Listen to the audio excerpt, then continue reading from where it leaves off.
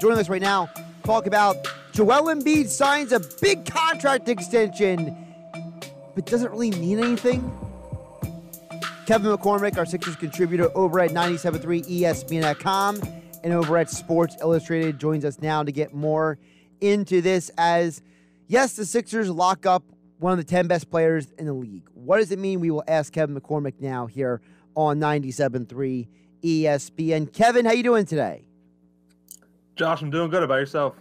I'm doing all right, and I'm literally just going to start there. When I saw the news came down this morning, hey, Joel Embiid contract extension, I'm like, all right, anybody could have made that deal. Like, you're signing one of the 10 best players in the league, maybe 5 best players in the league, to a contract extension. I don't feel like this was some groundbreaking thing. So am I missing something? Am I not grasping the enormity of this? No, I'd say you're right. It pretty much is that no-brainer type of move. It's actually funny. I was thinking about 2 weeks ago that Joel Embiid being extension eligible is kind of a storyline this offseason that kind of just got swept under the rug. Everything, being so caught up with the Ben Simmons saga and everything going on around him that the potential of Embiid signing this supermax wasn't really something that was talked about. It was something that was kind of done behind closed doors. But yeah, I agree. This is your franchise guy. He's entering the prime years of his career. He arguably was the MVP last year, if not for missed time on the floor. You say he's a top 10 guy. I think he was the most unguardable player in the league last year. So, yeah, absolutely. It's a no-brainer to lock him up as he continues into his prime seasons.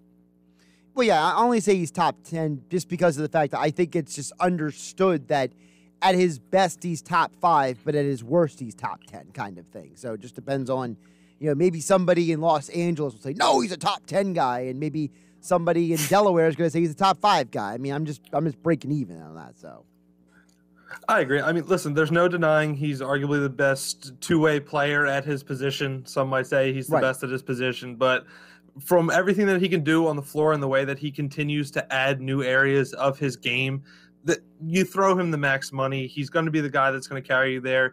He led them to the top seed in the conference last year. Obviously, the postseason hasn't worked out the way they might have hoped, but as he continues to get better, I see that fortune potentially turning.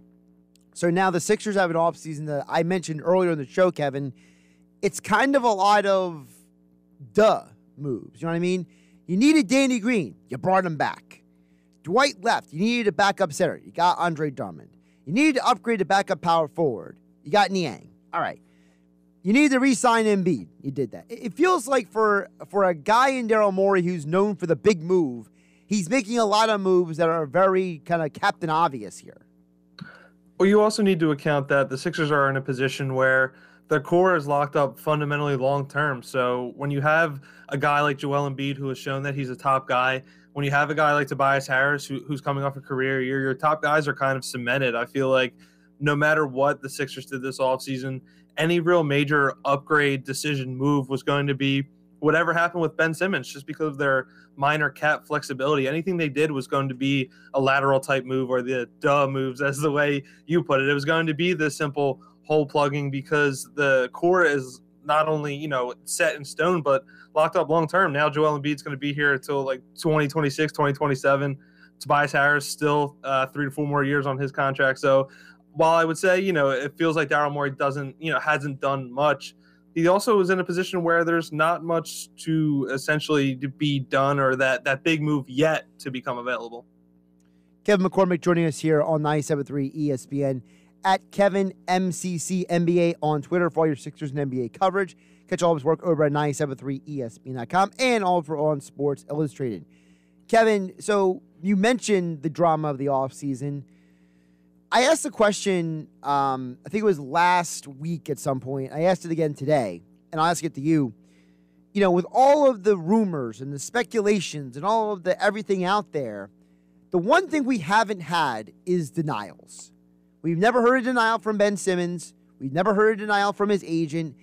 And the only thing we've gotten is video of Ben in the lab, as they call it, doing dunks and shooting threes. So how do you feel about the situation with Ben Simmons right now? Because, like I said, there haven't been denials. The only thing we know is that he's working out and he's making out. So, at the end of the day, where are the Sixers and Ben Simmons as of August 17th? I would say pretty much everything still stands the same. Daryl's still actively in talks to potentially move Ben Simmons. It feels like Ben Simmons might want to be moved at this point, but it's so tricky to say just because there's so much coming out from so many different angles, and you also need to account to where, which side of the argument or which side of this, whole, I guess, relationship you would put it. Would the news be benefiting from? Like, you hear Kendrick Perkins talking about Ben Simmons not wanting to report to camp and stuff. This is a guy who could potentially be tied to a LeBron James former teammate, Clutch.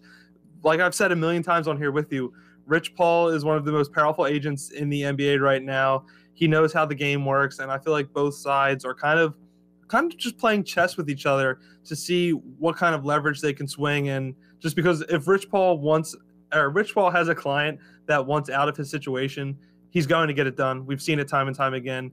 He pretty much forced Anthony Davis onto the Lakers. So I feel like if, the right situation becomes available, that Ben Simmons will be dealt. And I'm still in the camp of it still feels like it's going to be an if, not a when, not an if with Ben Simmons. You said when, not if. So do you feel more comfortable saying that would happen before the season or during the season? Because I think those are two completely different scenarios when it comes to a trade, correct? Absolutely. But listen, if Daryl Morey has stayed firm on that asking price, Ben Simmons has essentially almost no leverage in this whole saga, I guess as we could put it, because he's locked up under contract for 4 more years. So the Sixers essentially have all control in this. And if Daryl Morey decides to stand firm on that asking price, we've seen some reports that say he's not against the idea of bringing Ben Simmons back into camp, even if it's going to cause some uneasy feelings among guys in the locker room because of what's gone down in that offseason. So it still feels like Damian Lillard is the prize. So maybe we see a situation like last season where with the whole James Harden thing, where James Harden tried to give it a run in Houston, saw it wasn't the perfect opportunity for him, and then the sweepstakes begun. Portland did not really have any massive upgrades. Some might even argue they got worse after free agency. So maybe it'll finally be Dame's awakening moment where he realizes that Portland isn't his situation. And the same way we saw the Harden sweepstakes in the opening weeks of last season, we see the Damian Lillard sweepstakes this time around. My only response to that, just play devil's advocate, is wasn't the Harden situation different than Lillard? Because we knew during the offseason Harden was unhappy with the owner, and he purposely was going out of his way to make things difficult for the Rockets. He wasn't answering phone calls. Like, Lillard is still talking to the organization. Lillard came out and says, unless you hear it from me, don't believe any reports out there. So I feel like there's a huge difference in that situation, is there not? I could agree to that. It definitely, the relationships from player and organization definitely aren't the same. I agree with you. Damian Lillard still feels like he has a working relationship with Portland, where it did feel like the Harden situation kind of started in the offseason, but there still could be that same result. I feel like this past offseason was the biggest one out of most in terms of, traction of what was going to happen with Damian Lillard. And I think him being a little older now, a little more mature, realizing that he's in the prime years of his career now, and if he's going to win, it's going to be while he's at his apex. So if he feels like the Portland situation is still, he's kind of just running in mud, to say that it finally might be that kind of epiphany moment where he realizes that, even though he still has love for Portland and tried his best to make them a contender there, he finally sees the writing on the wall. Kevin McCormick joining us here on the Sports Bash, 97.3 ESPN FM, at Kevin MCC NBA on Twitter for all of your Sixers and NBA coverage. Kevin, I'm still standing by this position on the Lillard thing, and I'm honestly surprised I haven't gotten more pushback on this position because, Kevin, you know me, I'm not afraid to have an opinion, right? I'm not afraid to speak my mind, right? You know that very well. But I feel like for a Sixers fan base, anytime I bring this up, they just all leave the conversation. And that's this. To me, Sixer fans and all of their tweets of Lillard in a Sixers jersey, right? And, there was a sports host in Philadelphia who apparently took calls this entire show to send a love letter basically to Damian Lillard today. And, there's people who claim that this deal has to happen. We have to get Lillard. And I keep asking two questions. One, why do we assume that Portland wants Ben Simmons in a Damian Lillard trade? And number two, I look at the Sixers and the Sixer fans wanting Lillard like the guy who goes out to the bar and tries to get a girl to talk to him the entire night, and the girl leaves with somebody else at the end of the night, and he's still left there because he only talked to one girl the entire night and never talked to anybody else at the bar. So to me, Lillard is the girl, and Sixers and their fans are the guy who didn't leave with the girl. I wouldn't say that the Sixers have their eyes on one girl per se. I mean, early on in this, Bradley Beal was also a name discussed as well. It's not, to put it simply, Daryl Morey is star hunting. And right now it feels like the Damian Lillard trail is the one to follow. So while, if something else does become available and we see another superstar potentially request out, I feel like if the Bradley Beal steam came back again, that the Sixers would be linked to Washington again. It's Daryl Morey wants an all-star caliber player in return for Ben Simmons. So if one becomes available that fits and moves the needle for the Sixers, they're most certainly going to be in the mix for them. And it may feel like the Sixers are so hard on the Lillard trail now because it really feels like Damian Lillard is the only high caliber player that's available right now that could potentially make the Sixers better. And what about the part where I said that I don't even know if the Portland would want Ben Simmons in a trade? Essentially, they wouldn't have to take him in reality. I mean, look at the James Harden trade. How many teams got involved in that and how many moving pieces were there? Even if Portland wanted to move on from Damian Lillard and the Sixers want to acquire him, but they didn't want Ben Simmons, there are multiple teams that are, kind of in the mix and circling this Ben Simmons situation. So, maybe Minnesota gets in the mix because they want to acquire Ben Simmons, and then all these teams can package their assets and kind of create this win-win scenario where, Philly gets their guy, another team who sees Ben Simmons as their guy gets him, and then Portland gets this haul of assets as they try to prepare for the next phase of their franchise. Well, I know apparently the Sixers and Golden State have talked about 200 times, it feels like, this year. So, maybe they're one of the third or fourth teams involved in this.